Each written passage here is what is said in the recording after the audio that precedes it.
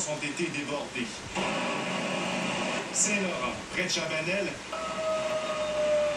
la rue s'est littéralement transformée en rivière. Ici, sur Laurier, tout un mur de briques s'est effondré. Les bourrasques de vent ont arraché une bannière suspendue. Les ancrages dans le mur de l'immeuble ont carrément cédé.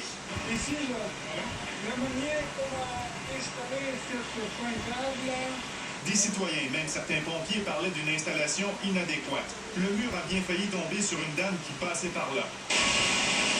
Et une fois de plus, le rond-point L'Acadie n'y a pas échappé.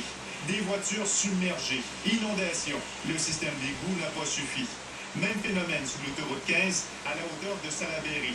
Selon le maire Gérald Tremblay, 4 nouveaux bassins de rétention seront construits d'ici 2015. L'un de ceux-là sera tout près de l'échangeur L'Acadie.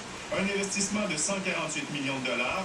Et malgré tout, je peux vous dire immédiatement que s'il tombait une même quantité de pluie dans une courte période de temps, surtout en période de pointe, le bassin de rétention n'empêcherait pas des inondations. Les chutes d'arbres ont causé des dégâts importants aussi, notamment ici, dans Rosemont-Petite-Patrie.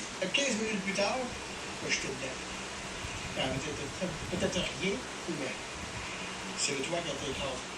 Encore une fois, les prochaines heures seront consacrées au grand nettoyage. Un phénomène que les Montréalais connaissent malheureusement trop bien. Maxime Landry, TVA Nouvelles, Montréal. Ces orages vont donner un répit à ceux qui souffraient bien sûr de la chaleur accablante, la canicule qui pourrait bien avoir causé la mort d'une quarantaine de personnes. Allez la forêt. Les 5 jours de canicule ont fait souffrir la population vulnérable. La direction de la santé publique constate que depuis 48 heures, le nombre de décès a doublé. En moyenne, il y a une quarantaine de décès par jour dans la région de Montréal. La journée du 7 était à 43, la journée d'aujourd'hui, du 8, était à 80. Donc, on est à peu près dans un excès par rapport à nos taux attendus d'une quarantaine. La majorité de ces décès sont survenus à l'extérieur du réseau de la santé. C'est d'évaluer chacun de ces constats de décès qui ont été faits par l'urgence santé pour connaître quelles sont les raisons sous-jacentes à ces décès. Est-ce que nous aurions pu faire mieux? Est-ce que nous aurions pu éviter ces décès? Dans le brossage, c'est pas une mémoire là.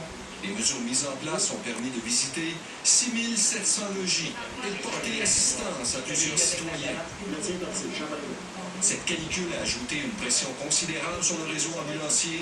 Dans la seule journée de jeudi, les paramédics d'urgence santé ont répondu à 1400 appels, une augmentation de 43% par rapport à une journée normale.